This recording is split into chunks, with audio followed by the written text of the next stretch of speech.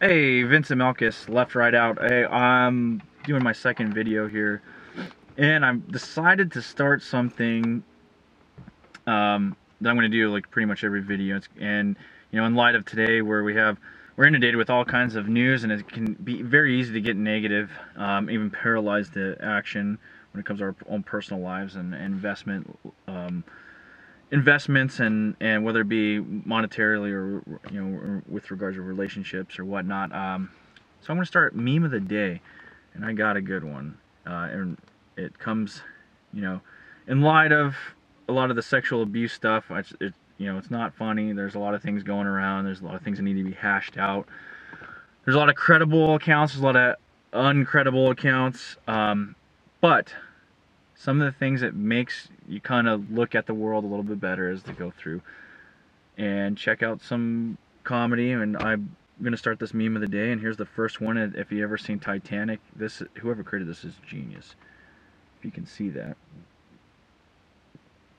it's actually Rose off the Titanic when she's older, and it says Rose has accused Jack of misconduct on the Titanic, and then on below it says it's been 84 years. You just do it in the voice. It's hilarious. But it kind of goes to a larger point.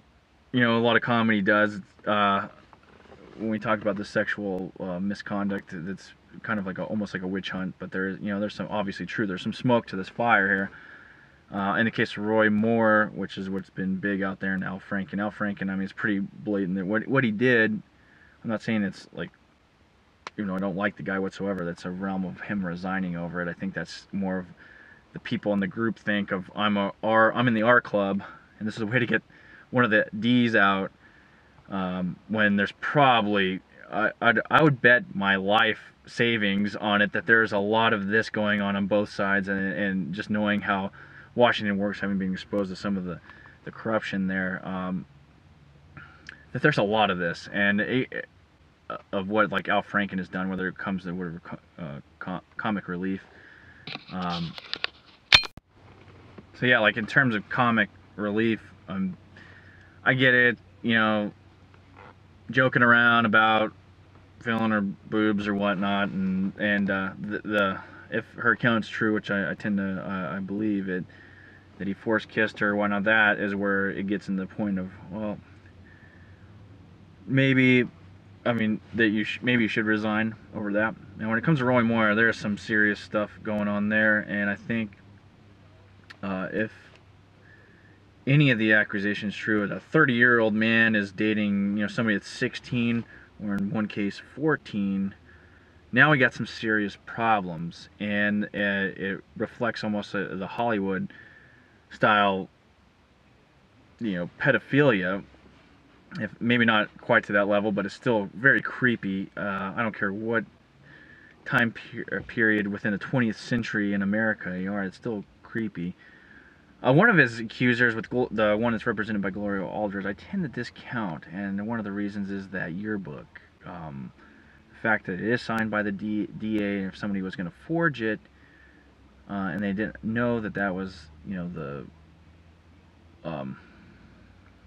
DA was actually his assistant, and he wasn't district attorney, that in itself is not able to exclude that testimony. But then you take into fact another thing that popped in my head. Like I said, I'm not an expert on this stuff. I'm just shooting off opinion. The fact that she had, suppose this happened in December, unless she's in a different school like that I'm used to, or that I've known from everybody else that I've ever talked to, you usually get the school yearbook at the end of the year, and it hasn't even been compiled. So that seems to ring a little fishy. There's a few other inconsistencies that I can't think of off the top of my head, but the other ones I tend to lean towards them a little bit. Now granted, if I'm not an accuser. I think we're past the point of turn of him dropping out.